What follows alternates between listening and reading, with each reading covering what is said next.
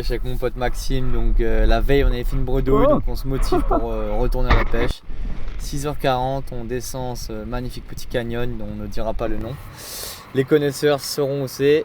Fouillez bien, c'est aux alentours de Sydney. Donc magnifique paysage, vraiment canyon. Et belle plateforme pour se mettre à l'eau, mais malheureusement la mer était agitée. Donc on n'avait pas les best conditions, mais on va trouver une mise à l'eau en cherchant sur le long de la côte quelque chose de praticable. On pense avoir trouvé un petit spot sympa pour se mettre à l'eau, donc c'est parti, on attend le bon moment et on demande à Poséidon de nous accueillir. Donc voilà, sur la mise à l'eau, tout équipé. Là maintenant on est en zone de non-retour, donc là c'est le moment où il faut se mettre à l'eau, ne pas hésiter, trouver le bon créneau. Et heureusement la mer nous a ouvert ses portes. On se retrouve donc après avoir passé donc, la barre. Juste derrière je fais ma première descente, le premier agachon. Vous allez voir que je le mets parce qu'il est assez spécial, donc on voit qu'il y a plein de vie quand même, donc c'est un spot vraiment sympa. Et surtout vous voyez, qu'est-ce que vous voyez là? En pleine descente, j'avais pas vu, ouais, je viens de me rendre compte, il y avait un requin Wobegong posé sur le caillou. Donc je pense que vous avez vu ça, c'était assez impressionnant, ça m'a vraiment surpris moi aussi. J'ai eu donc une montée de mon cœur qui était détendue et qui est remontée je pense à 120 battements d'un coup. Donc pas top pour un agachon. Premier agachon vraiment du coup un peu nul.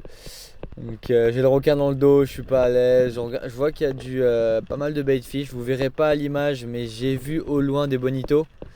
Donc je pense pas que vous les verrez, mais ouais, il y avait vraiment de la vie et là je sentais qu'il y avait un potentiel. Donc de retour à la surface, c'est mon pote Maxime qui va s'élancer pour une descente. Donc le voici en train de descendre, je ne le suivrai pas parce que je fais la sécurité et il n'a rien vu, rien trouvé. Donc je pars pour ma deuxième descente un peu plus loin. Donc là je descends tranquillement, on arrive sur 17 mètres. Donc là je vois un spot d'agachon qui est pas trop mal, un peu caché dans les cailloux.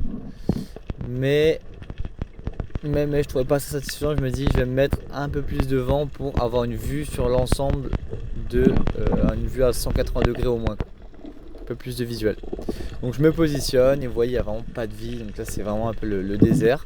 Alors que juste avant il y avait tous les baitfish, mais c'est pas inintéressant d'avoir aucune vie parce que ça veut dire que éventuellement du gros peut être intrigué. En tout cas vous êtes, moi j'aime bien ce genre d'agachon où je sais qu'il y a de la vie à côté et là où je suis il n'y a personne, parce que ça peut attirer du gros. Donc voilà, je suis posé, je suis caché, il n'y a rien. Je me dis bon, pas rester 2 heures non plus, mais j'observe bien. Et c'est là que c'est important d'observer toutes les directions parce que le poisson va venir d'en haut. Souvent on regarde que au sol et là vraiment, heureusement que j'ai regardé la surface. J'ai vu ce banc de kingfish, je m'approche d'eux et là vous allez voir, ils ont pris peur malheureusement. Mais coup de chance, ils reviennent et là à distance de tir, je vais pouvoir aligner un joli tir. La flèche a bien traversé, bien séché le kingfish malgré que c'est un fusil de 80 de petite taille, un 80 roller. Pas du tout de souci pour avoir percuté ce kingfish de 5 kg. Et me voilà de retour à la surface, donc j'ai remonté 17 mètres vraiment à fond. Sachant que j'étais déjà en train de remonter quand j'ai tapé le kingy, donc le kingfish, donc c'était vraiment idéal. Et là va s'en suivre une séquence un peu stressante parce qu'on est en Australie et il y a souvent du requin. Donc je dis à mon pote, regarde les requins, je remonte le poisson, il surveille les requins, super, tout se passe bien. J'arrive à immobiliser le poisson sans que le poisson se déchire. C'est vraiment du coup très bien parti. Donc là mon pote, je vais lui demander de mettre un coup de couteau pour achever le kingfish, puisque moi je le tenais vraiment bien et je surveillais qu'il n'y ait pas de requin. Malheureusement les coups de couteau de mon pote ne vont pas suffire. Je vais donc devoir après ça donc à mon tour y mettre des coups de couteau. Mais là vous voyez quand même que c'est un peu stressant parce qu'il peut y avoir du requin, que c'est pas forcément la meilleure situation d'avoir le poisson dans la main. Je connais pas ces spots, moi je découvre l'Australie quand même. Et donc voilà, donc là je vais finalement remettre un coup de couteau pour bien achever le kingfish. Et à partir de ce moment là, c'est vrai que là j'ai une autre couille, ma ceinture de plomb s'est pété la gueule. Donc pas de chance, ça s'est desserré dans les mouvements brusques. Donc là j'ai vraiment eu de la chance d'avoir mon binôme qui m'a bien aidé, qui m'a tenu ma ceinture pendant que j'achevais le kingy et après j'ai récupéré ma ceinture pour tranquillement reprendre tout ça et me remettre en position. Mais c'est vrai que c'est stressant. Même là, le fait de lâcher le kingy, il peut avoir un shark qui passe à tout moment me le bouffer. Donc vu que l'eau est trouble et qu'on voit pas tout, donc voilà. C'était vraiment une séquence assez stressante, mais je voulais vous la partager en full commentary. Voilà. Et après le stress, vient la joie. C'est ça qui est excellent avec la pêche.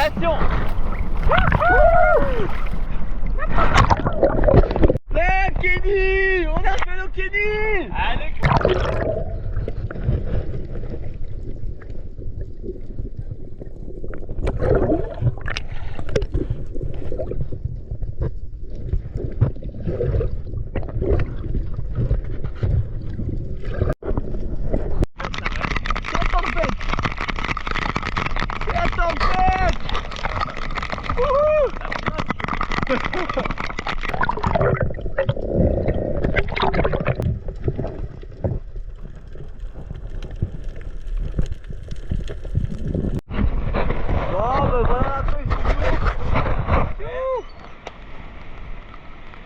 C'est pas facile, hein, la mer elle bouge beaucoup comme vous voyez, conditions un peu merdiques, on s'est fait la tempête. Après on a le Kenny, c'est le plus important. C'est le plaisir qu'on a eu surtout. Bon, on va remonter la falaise, on se retrouve juste après.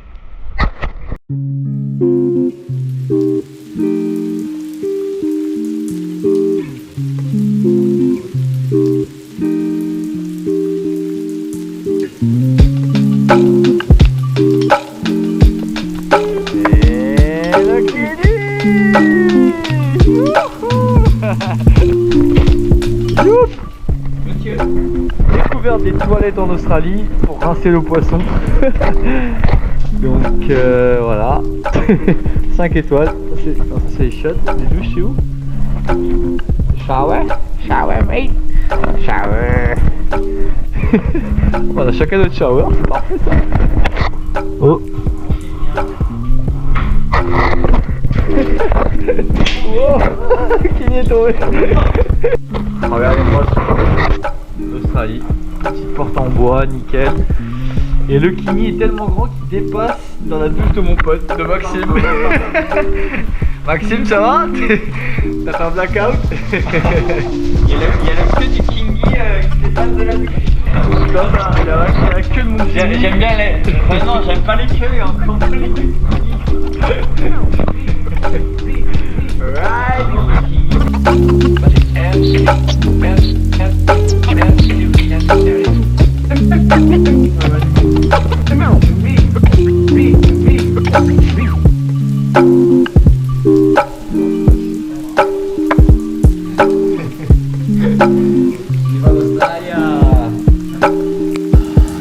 Et voilà, le petit Kenny est là, on va le mettre dans la glacière. Est-ce que ça va rentrer d'après vous? J'ai pas l'impression, on va tester. Est-ce que le Kenny rentre dans la glacière? La réponse est presque. Le Kenny, il est là. Il va falloir que je lève des filets maintenant, mais il est vraiment costaud, il dépasse Olivier. Je pense qu'il fait bien 4 kilos. Il n'y a pas de doute. Donc là c'est bon, je suis bien rentré de la pêche. Le poisson est prêt à être cuisiné. Après un petit déjeuner, là je suis refait. Donc là, je vais prendre un peu de basilic pour le ceviche. La ceviche. Donc voilà, la fin de cette vidéo approche. Donc là on va passer à la cuisine du poisson. Donc ça va être la vidéo suivante si ça t'intéresse. Ça sera donc la vidéo Cooking Kingfish. Donc je te laisse regarder ça si ça t'intéresse. On va cuisiner ça avec 2 ou 3 recettes, ça va vraiment être incroyable. A plus si ça t'intéresse. Et n'oublie pas que la vie c'est des choses simples, kiffe bien la vie. Nous c'était le bonheur ce moment, je te partage ça juste pour le plaisir de partager. Et à plus.